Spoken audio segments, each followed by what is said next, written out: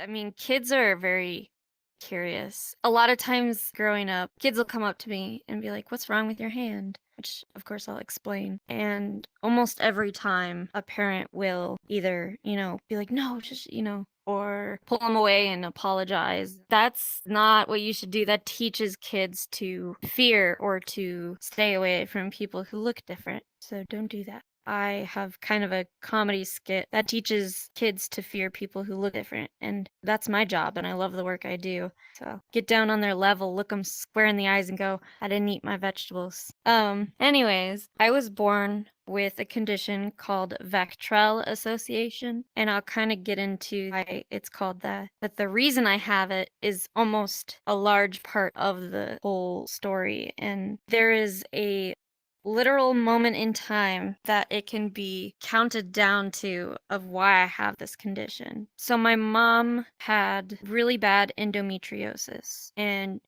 couldn't get pregnant. And endometriosis is like when the tissue lining the inside of the uterus grows outside of the uterus, and it can actually cause like problems with getting pregnant, especially, and it's just overall very painful. So she couldn't get pregnant according to the doctors. So they went and they did some tests. They did a dye test and everything to see if her ovaries could even be useful or if it was even worth it. And then after that, they went in and they went to laser off the endometriosis. And they said it was just awful. But they also mentioned that her uterus was kind of swollen. And that surgery where they went in and they lasered off her endometriosis, she was 5 weeks pregnant with me. They never tested her because they didn't think she could get pregnant. After the surgery, she just never like felt like she was recovering, and she just was sick. So she went to see another doctor, a gynecologist, and they said, "Well, we're testing you to make sure you're not pregnant." And she's like, "There's no way. I literally just had surgery there. There's no way. I can't." And they're like, "No, we have to. It's mandatory." So she takes a pregnancy test, waits in the waiting room, and they call her back. Instead of taking her to a exam room, they take her into an office. And they told her, "Not only are you pregnant, but you're 2 months pregnant." And my mom was like, "There's no way. I just had surgery, like, on my uterus, like, right next to my uterus. They literally lasered off endometriosis, and there's no way." And they're like, "No, you're very pregnant."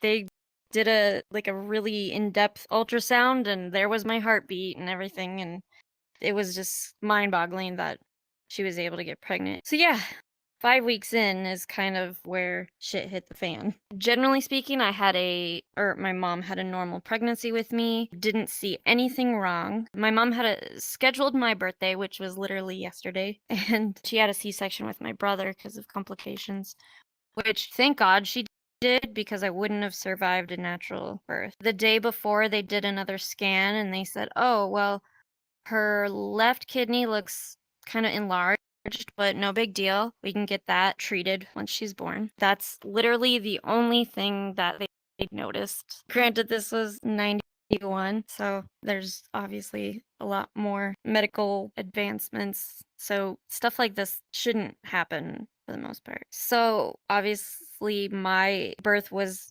recorded, film video, and it's very interesting because I was born and they, laughed and, stuff like this. And they were like, "Oh, look, it's a girl," and they take me over to this table and my dad was recording and he was in the medical field and he goes, "Really don't like her cry. It's very weak and kind of shaky." And they started like wiping me down and all this, and it got really quiet. And in the video you can tell like the doctors kind of like walked in front of the camera, like shield, and like the video just cuts right there. It was like 2 minutes after I was born when they realized that something wasn't quite right. They noticed that I was missing this bone, the inner part where my thumb is, like the bone that runs along here. So I was missing my thumb and my hand was folded up like this. Literally, I can touch my elbow with my hands, my fingers. And normally, when there is something external like that, that means something is off internally, and they kind of knew that. So, for the next couple of days, they kept finding things and they kept diagnosing me with different things. I think at one point they diagnosed me with Holt-Oram syndrome or heart-hand syndrome, which is, I don't know, is something that probably is a lot more severe because it's, I don't know, heart related. I don't know much about it. Very shortly after I was born, they gave my mom like 5 minutes with me, and then they rushed me to a hospital that had better pediatric care. What I just found out yesterday was as they were about to transfer me to the other hospital, because of how severe they made it sound, my dad, unknown to my mom, signed a DNR, or a do not resuscitate. They signed a DNR basically stating that if I, stopped breathing or, whatever, to not, don't try to bring me back, because the assumption was my life was not going to be great anyways, so you know, don't prolong something if I'm pretty much not going to make it anyways. Because doctors didn't really give a lot of hope. They were very pessimistic about, or very negative about, my potential survival. They told my parents that I wasn't going to walk, probably not talk, that I was probably going to be mentally retarded. Doctors also said that if I got sick, it would probably kill me, no matter what kind of sickness, and that I wouldn't reach adulthood. I stayed in the hospital for a month, but I think it was about 4 days after I was born, they found everything and they said, okay, all of these different conditions, this is VACTERL association. Oddly enough, when my brother first saw me, he pointed to a baby off screen and said, what about that one? Because I was like in an incubator and like had like, like things hooked up to me because I was just so sick, and they were trying to keep me as healthy as possible until they figured everything out. So I didn't look great, and my brother was like, what about one of those healthy babies over there?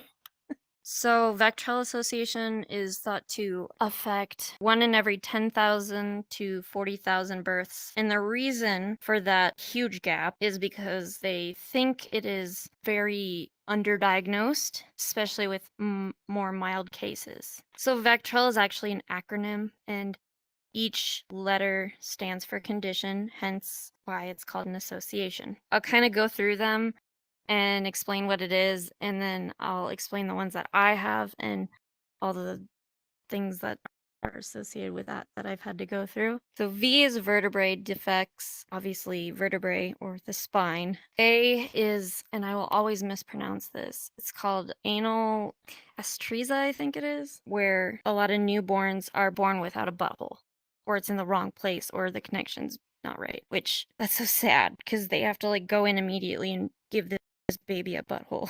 C is cardiac, and this one's very interesting because when I was born, unknown to me, I didn't really know this until later on in life, I was born with a very unhealthy heart. I was born with holes in both my upper and lower heart, and they were about the size of a grown woman's pinky fingernail, is what my mom said. And somehow the doctor checked me out 3 months later.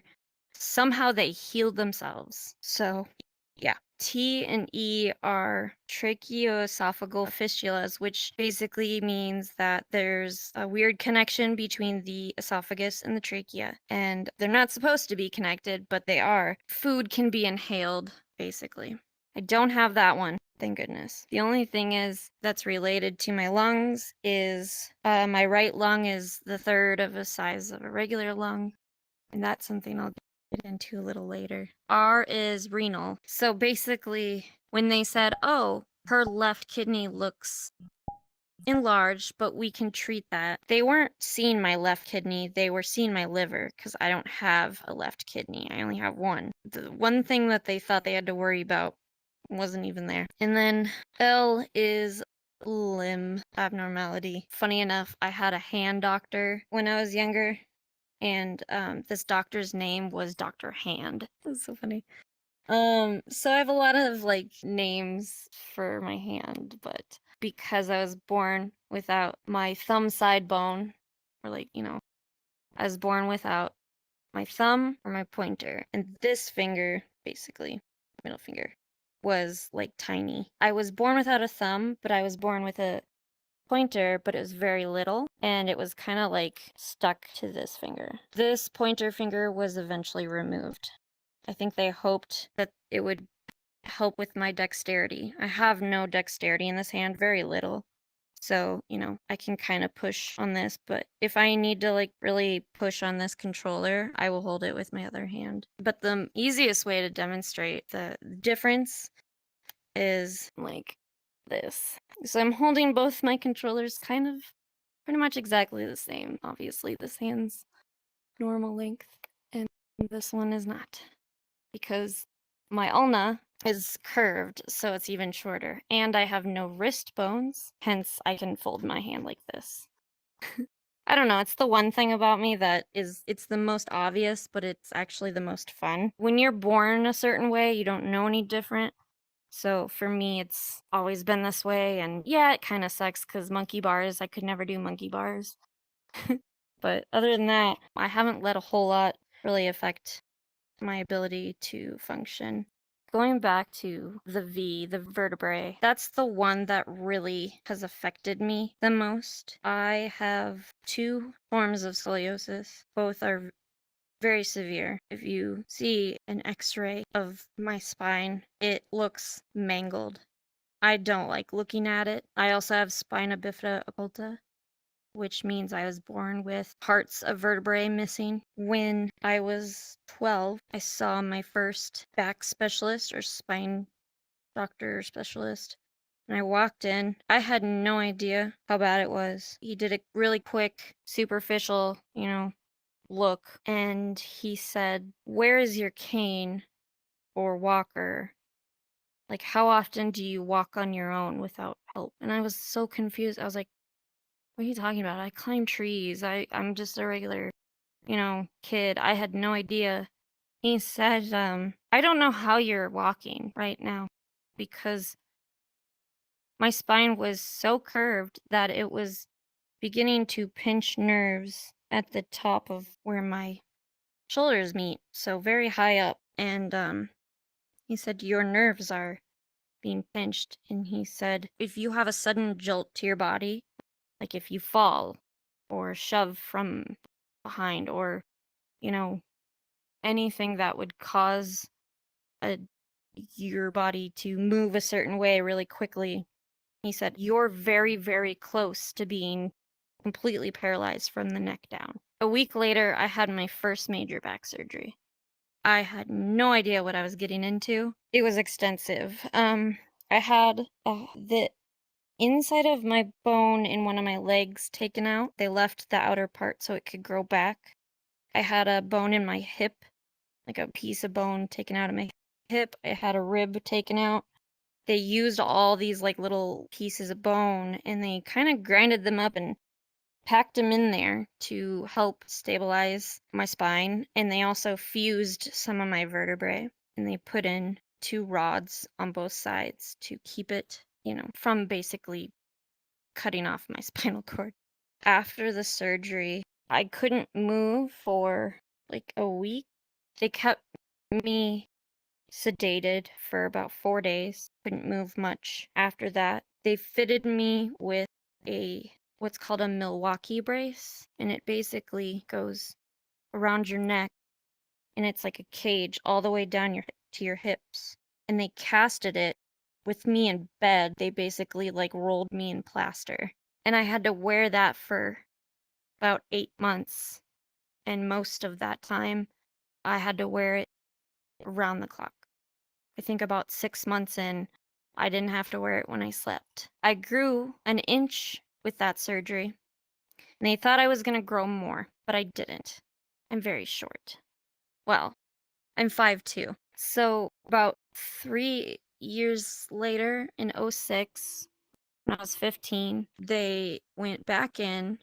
They weren't sure how they were going to do it, but I wasn't growing, so the rods actually started coming out of my neck, and it was extremely painful. They took them out, and I still have all the hardware in a baggie somewhere. I deal with chronic pain all the time and kind of eats away at you because of my education that I went into. I've done research on the connection between chronic pain and suicide or, just completely like taking yourself out. And they believe that I can't remember for sure, 1 in every 10 successful suicides result of chronic pain. And I've been there where the pain is just you get to the point where it's enough and you're tired of hurting.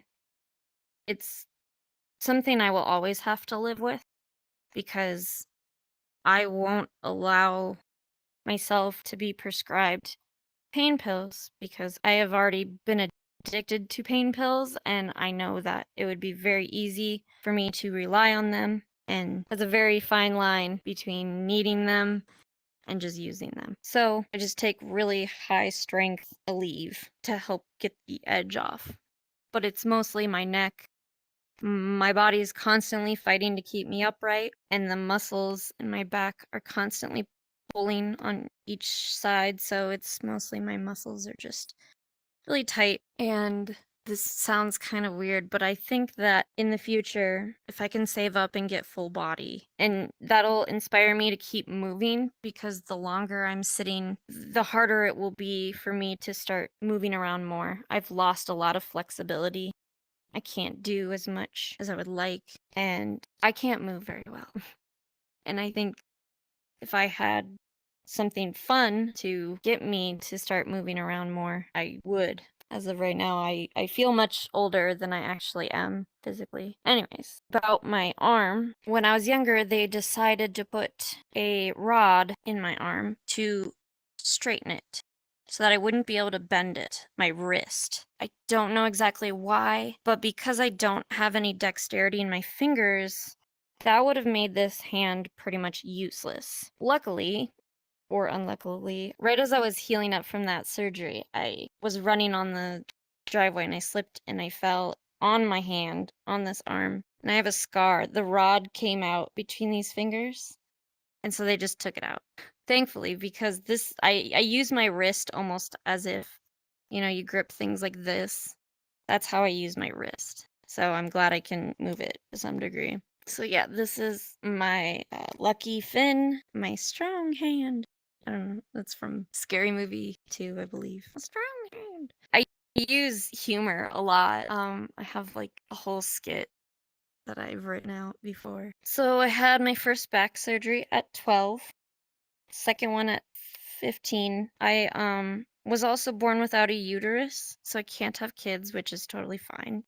At this point in my life, I don't need any. I was also born without a functioning bladder, but they basically made it functioning, which is very interesting because they hadn't done this procedure a lot at that time. So it was kind of scary and it was not very perfect, but it works fine. I'm totally thankful I have a bladder, which is weird to say out loud, but it's true. Shortly after that, though, my intestines flipped and dropped because they moved stuff around. And I woke up and I was in so much pain. By the end of that day, I had to go into emergency surgery and they cut me open, but they had to go around my belly button and then straight up. So I got this fun little scar there where it's like split in half, but then they go around my belly button like, hey, thanks. Thanks for saving my belly button. I've been sick a lot and I grew up with a lot of medical procedures.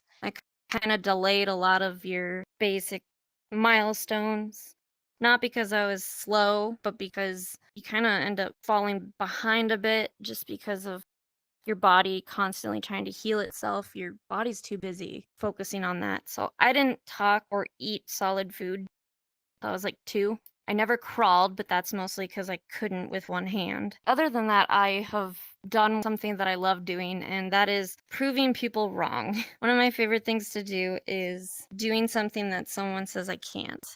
I was going to be a nurse for the longest time. Then I realized that wasn't for me because I can't be on my feet for too long. I did CNA. I've worked with developmentally delayed youth. I've done a lot of healthcare type stuff. I have a degree in health sciences and I have a degree in psychology. I even did phlebotomy for a while, which is you draw blood, and I did it with this hand. Despite my very limited dexterity, I don't know how I did it, but I did. And I did my internship at a pretty big hospital and I had nurses from all around coming to watch me do it. They couldn't believe that this chick with 3 fingers and almost no movement in them somehow figured out how to do it. People tried to make things like really easy for me, but honestly, that usually would make it harder.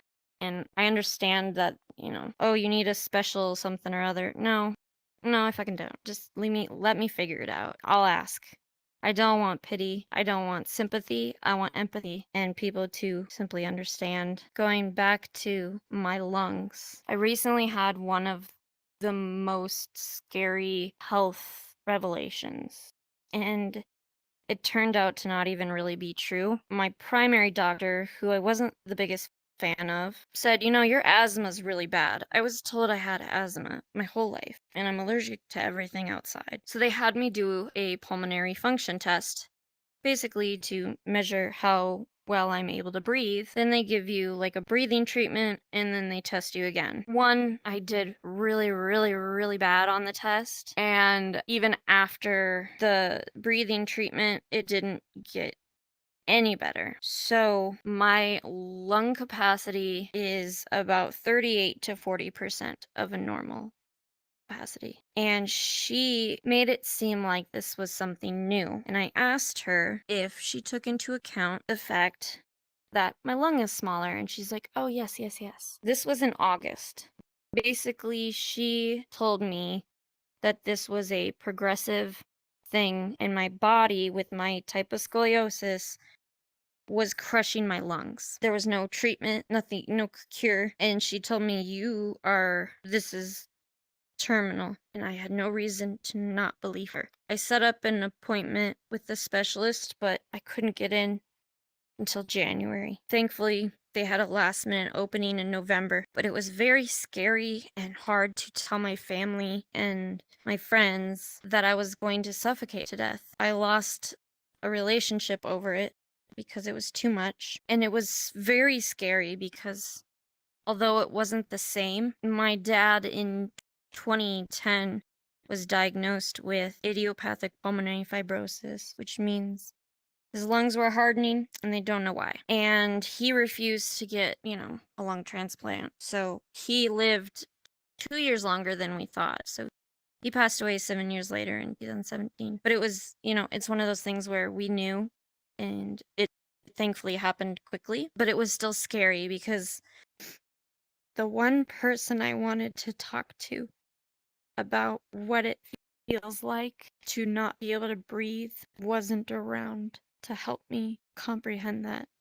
Because I had noticed my breathing was worsening, and it is progressive, but thankfully I saw a specialist, and the specialist said, this is nothing new. This is something that you've had since birth. Granted, yes, if you don't change things about your life, if you don't work on strengthening your core or any of this, it will make breathing an issue when you get older. I recently had an oxygen test done where I wore that little finger thing to make sure I was getting enough oxygen at night. I guess I was. I see the specialist again. They're basically going to monitor how badly the deterioration of my lungs is. I hate not being able to breathe. It's so scary. But it's a combination of just being born with a small right lung and just really, really bad scoliosis, which has pretty much shifted my entire body. You were to look at me split in half, literally everything about this side of my body is different than this side. Even the length of my legs and the curls of my ears. I'm very surprised because I have adult onset Tourette's. Thankfully, I don't tick all the time. A lot of people don't know I have it, but it's caused by anxiety or very strong emotions. And I'm very thankful I haven't started ticking. I thought I would, but with all the physical stuff, there's obviously, it affects your mental health as well. And that's why with chronic pain and all that, it heavily influences and makes chronic pain heavily influences your mental health and depression. And some days you hurt so much that you don't or you can't get out of bed. I want to bring awareness to something that you don't hear a lot about. I could have gone more into the overall picture of my life because I've been through other shit, but I think VACTERL is a very good, stable topic as far as explaining it to people. I know that it's something that many people will probably never hear about. I'm thankful that you let me bring awareness to this. Tell me a story, I wanna hear it.